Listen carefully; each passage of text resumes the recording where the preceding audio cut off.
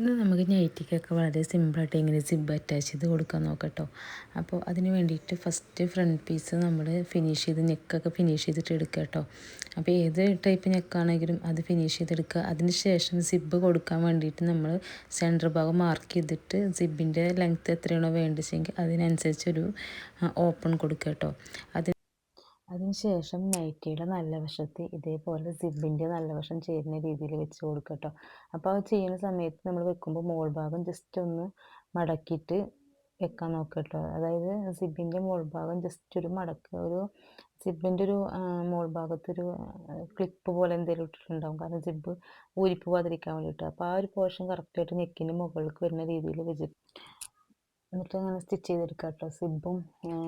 സിബിൻ്റെ ക്ലോത്തിൻ്റെ നല്ല വശം വരുന്ന രീതിയിൽ ഉള്ളിലേക്കും പിന്നെ അതുപോലെ സിബിൻ്റെ പൊട്ടവശം മുകൾക്കും വരുന്ന രീതിയിലായിട്ട് സ്റ്റിച്ച് ചെയ്തിട്ട് എടുക്കുക കേട്ടോ.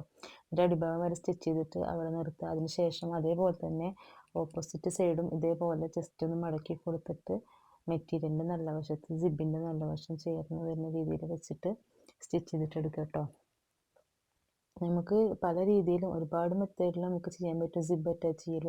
ഇപ്പോൾ ഞാനിങ്ങനെ ചെയ്യുന്നത് ഇത് സിമ്പിളായ രീതിയിൽ നമുക്ക് പെട്ടെന്ന് നല്ല ഫിനിഷിങ്ങോടുകൂടി കിട്ടാൻ പറ്റുന്ന ഒരു മെത്തേഡാണ് കേട്ടത്. അപ്പോൾ ഇങ്ങനെ ചെയ്യുക. അതിന് ശേഷം നമ്മൾ നല്ല വശത്തേക്ക് മറിച്ചിട്ട് നമ്മൾ എന്തിൻ്റെയൊക്കെ അരികു വശമൊക്കെ അടിച്ച് കഴിഞ്ഞാൽ മറിച്ചടിക്കില്ല, അതേപോലെ സിബിനെ മറിച്ചിട്ട് നല്ല വശത്ത്, അതായത് സിബ്ബ് തട്ടാതെ ക്ലോത്തിൻ്റെ മുകളിൽ സ്റ്റിച്ച് വരുന്ന രീതിയിൽ വെച്ചിട്ട് ഇതേപോലെ സ്റ്റിച്ച് ചെയ്ത് കൊടുക്കുക കേട്ടോ. അപ്പോൾ അടിഭാഗം എത്തുമ്പോൾ നമ്മൾ ചെറുതായിട്ട് ഏറ്റവും എൻഡിൽ കട്ട് ചെയ്തിട്ട് വെച്ചതിൻ്റെ എൻഡ് വശത്തേക്ക് അങ്ങോട്ടും ഇങ്ങോട്ടും ആയിട്ട് ചെറിയൊരു കട്ട് ഇട്ട് കൊടുക്കണം. നമുക്ക് കറക്റ്റായിട്ട് അവിടെ നല്ല നീറ്റായിട്ട് മടങ്ങി കിട്ടാൻ വേണ്ടിയിട്ടാണ് അങ്ങനെ ഇട്ട് കൊടുക്കുന്നത്. അതിനുശേഷം അതിൻ്റെ മുകളിൽ കൂടെ സിബ് നേരത്തെ അടിഭാഗം അടിച്ചിട്ടുണ്ടായിരുന്നില്ല, ഇനിയിപ്പോൾ അടിഭാഗം കൂടി അടിച്ചിട്ട് അതിന് മുകളിൽ കൂടെ അടിച്ചിട്ട് ഇതേപോലെ കംപ്ലീറ്റ് പതിച്ചൊരൊറ്റ സ്റ്റിച്ച് കൊടുക്കുക കേട്ടോ ചെയ്യണത്. അപ്പോൾ നമുക്കൊരു സിബ് അറ്റാച്ച് ചെയ്ത് കഴിഞ്ഞു. ഇപ്പോൾ സിബ് ഇതായി. ഇൻവിസിബിൾ സിബ് നല്ലത് നോർമൽ സിബാണ് കേട്ടോ ഇപ്പോൾ എടുത്തിട്ടുള്ളത്. അതിന് ശേഷം നമുക്ക് സിബ് നല്ലതായി കിട്ടുന്നത്.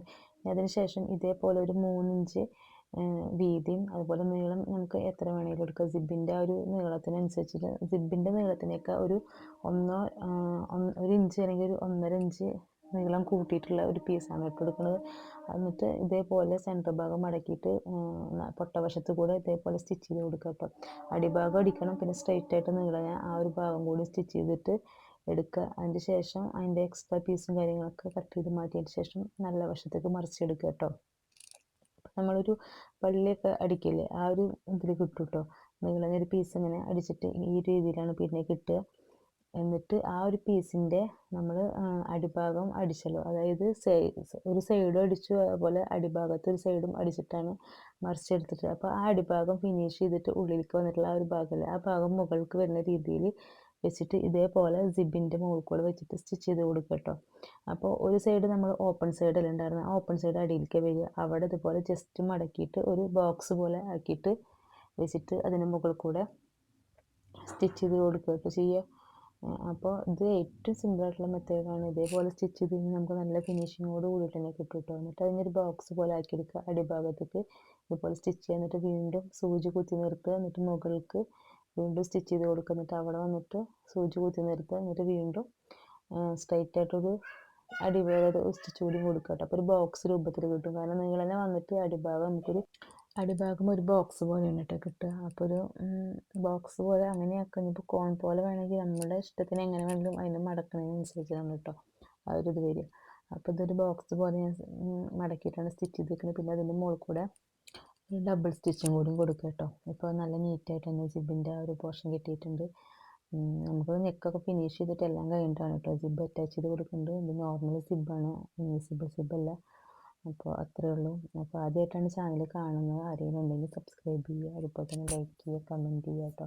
അപ്പോൾ ഇനിയും ഒരുപാട് സ്റ്റിച്ചിങ്ങിൻ്റെ വീഡിയോസ് ഞാൻ അപ്ലോഡ് ചെയ്യുന്നതാണ്.